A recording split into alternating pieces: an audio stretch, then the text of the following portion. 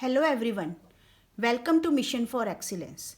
Today we will do addition law of probability.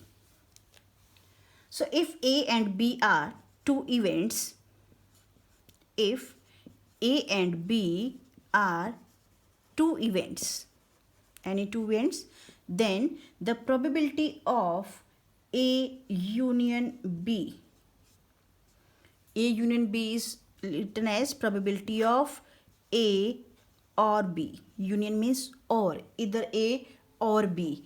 So probability of A union B will be equal to probability of A plus probability of B plus minus probability of A intersection B. Intersection denotes the and, means the common event which are among A and B. So if A and B are mutually exclusive, so let us write here, if A and B are mutually exclusive. Mutually exclusive means there is no common event between them, either A or B occurs only, then the intersection term, this intersection term will be equal to 0. So this probability of A union B will become probability of A plus probability of B, as the probability of A intersection B will be 0. So that's why this A union B is equal to PA plus PB. Similarly, if you have more than two events, that is if you have three events, then probability of A union B union C, we can extend the same formula. So we write here PA, we take all the three, PB plus PC minus probability of A intersection B. When we take two events together, then we take minus sign. So minus probability of B intersection C minus probability of A intersection C. And when we take all the three together, then we take plus sign, probability of A intersection B intersection C. This is the addition law of probability. When you take single, then we take plus. When you take double, then we take minus. When you take 3, we take plus. Similarly, you can extend it for 4, 5, 6 and so many events. So this is the addition law of probability.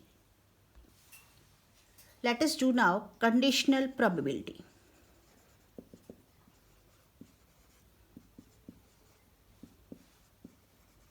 Conditional probability.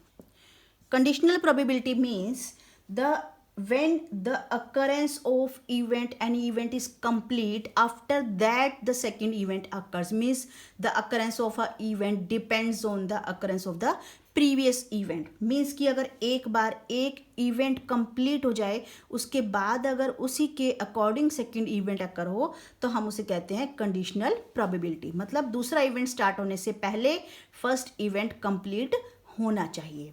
For example, so if we take the example of, let us take the example of furniture.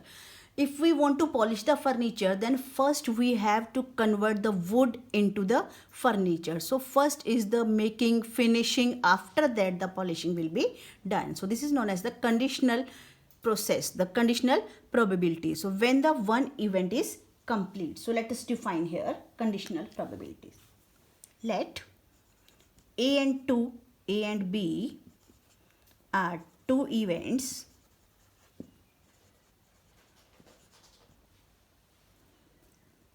then the probability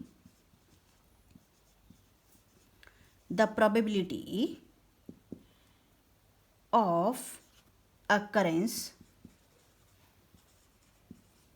of the event A when event B has already occurred. B has already occurred is called conditional probability.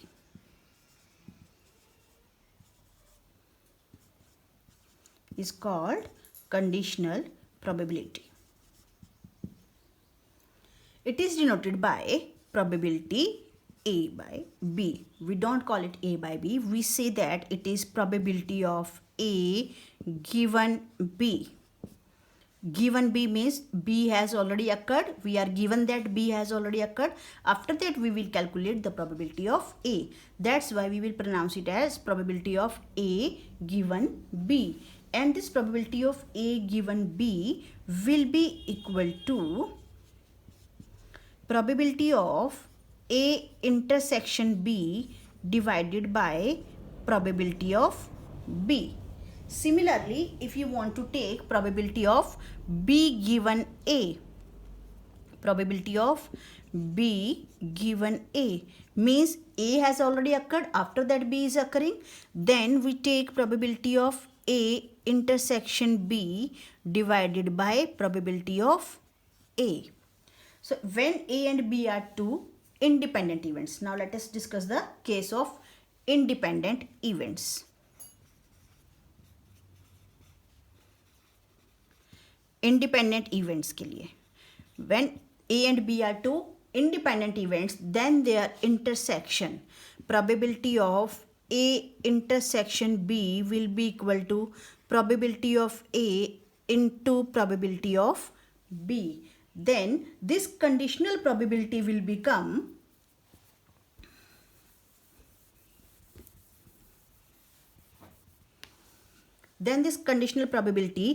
P A by B will become PA PB divided by PB. Now you can see PB is cancelled.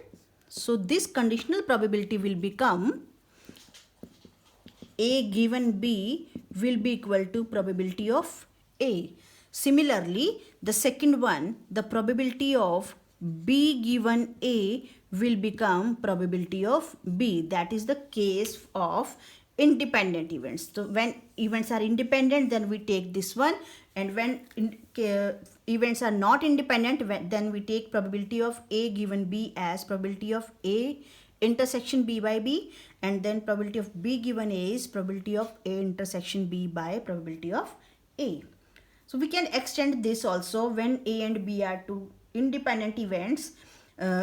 If we can extend it for more than two events also. If A, B, C are three independent events, then we take A intersection B intersection C as PA, PB, PC, and we can extend it to n events. Now let us understand discrete and continuous random variables. As you are very familiar with the random variables which can take any value, that is known as random variable. So now we are taking discrete random variable. Discrete means if it takes only the finite number of values, only integral values. So a variable, a random variable, we denoted random variable by RV. So a random variable is discrete if it takes only finite number of values. Finite number of values. Mostly these values may be whole numbers. Whole number means it may be 0, 1, 2, 3 up to infinity. So these may be whole numbers. And in the continuous, we will take one example also. Continuous random variable which can take, a variable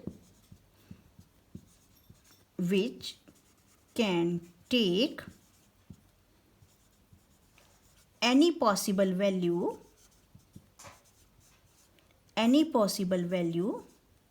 within certain limits.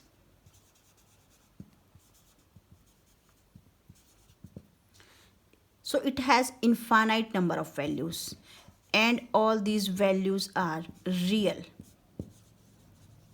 Real means in decimals also. So now let us understand this concept. So in the case of discrete random variable, let us suppose the number of persons. So here we write the example, number of persons. You can take one person, two persons, three persons, but you can't take 1.5 persons. Similarly, number of eggs, you can take one egg, you can buy two eggs, you can buy 5 eggs, 50 eggs, but you can't buy 2.5 eggs or 3.5 eggs like this. So these are known as discrete random variables. But in case of continuous random variables, suppose we take height, weight, etc. These are continuous random variables. Suppose if I say the value of the height of some person is between 140 centimeter to 150 centimeter. So the height may be 140.1 also, it may be 140.5 also, it may be 149.3 also. So you can take the decimal part also. But in this case, if you are taking number of persons or number of eggs, or you can take any number of chairs, so you can't divide them into halves or 0.1, 0.5 or 0.3. So if you can't divide them into decimals, you can take only a finite and whole numbers. Then these variables are known as discrete variables. And when you take the decimal values, it can take all the values between 140 to 150. So this is the limit we have written here within the certain limits. So in this certain limit, it can take any value. So this is known as continuous random variable. Now let us do probability distribution. So what is probability distribution?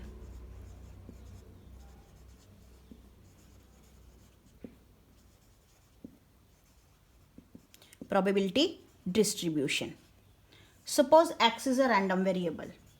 X is a random variable and it assumes the values. Its values are, suppose, x1, x2, x3 up to, let us take its value is xn. So it can take n values, and which has this x1 has probability p1, x2 has probability p2, and so on. This xn has probability pn, and the condition is all the probabilities, pi means all the probabilities lies between 0 and 1, and the second condition, the sum of all probabilities up to pn will be 1.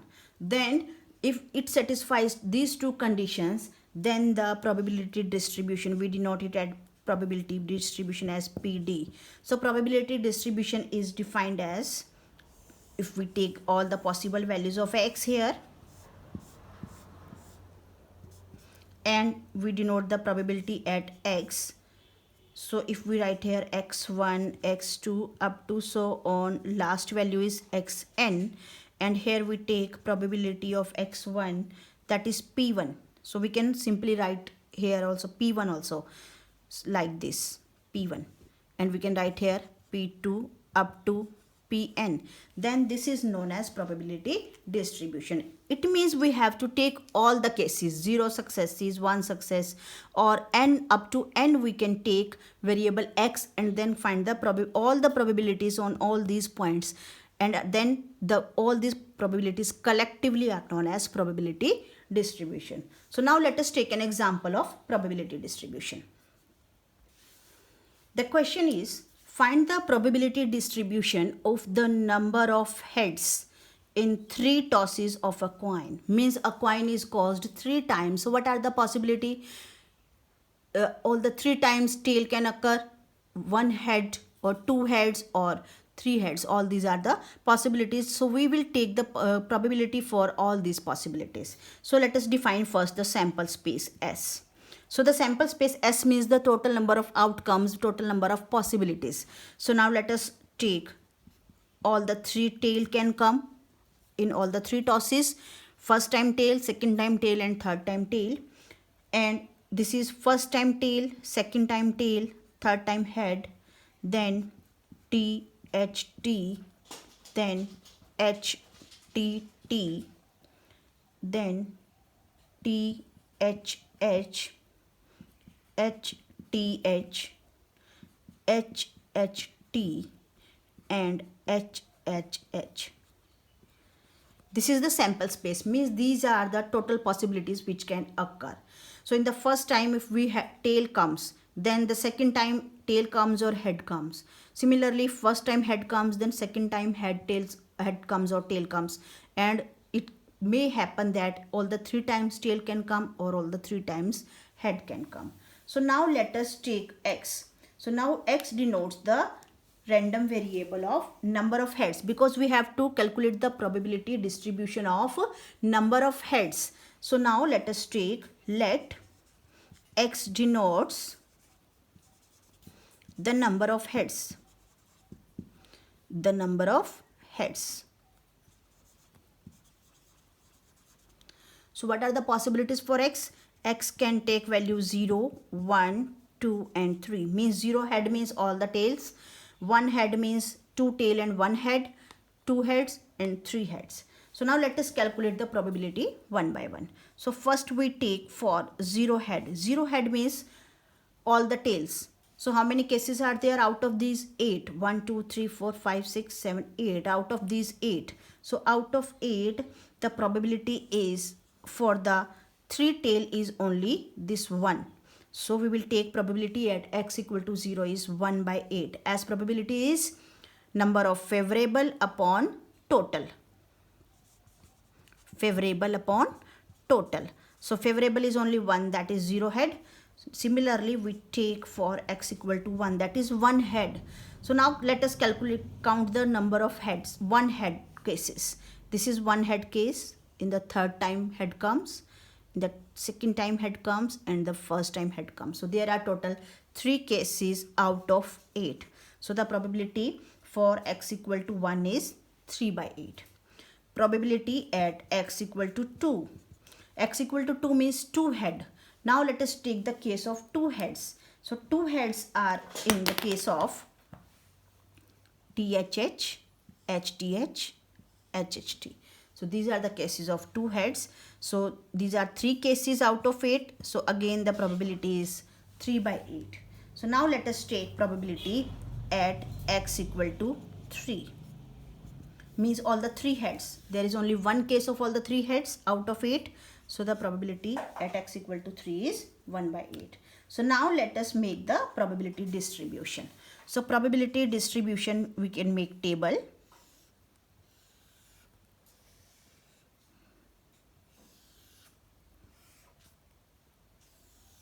Here we write x and here we write px. So x can have values 0, 1, 2 and 3. So we write here 0, 1, 2, 3. And here we write all the probabilities. For 0 the probability is 1 by 8. For 1 probability is 3 by 8. For this probability is also 3 by 8. And for this probability is 1 by 8. So this is the required probability distribution. You can check in this the condition, all the probabilities lie between 0 and 1, all the probabilities are positive, and the sum of all the probabilities. If you add all these probabilities, 1 by 8 plus 3 by 8 plus 3 by 8 plus 1 by 8, you will get 8 by 8, that is 1. So sum of all the probabilities also 1. So this is the probability distribution. So we can write all the cases of probability distribution. So now let us summarize the important points which you have to keep in mind. Important points. The important point is sum of all probabilities. This summation is for sum of all probabilities is always 1. This is, we write here I from 1 to n. Second, all the probabilities lies between 0 and 1. So probability always lies between 0 and 1, and probability is 0 for impossible event. We have studied earlier impossible events. 0 for impossible event, and probability is 1 for sure event.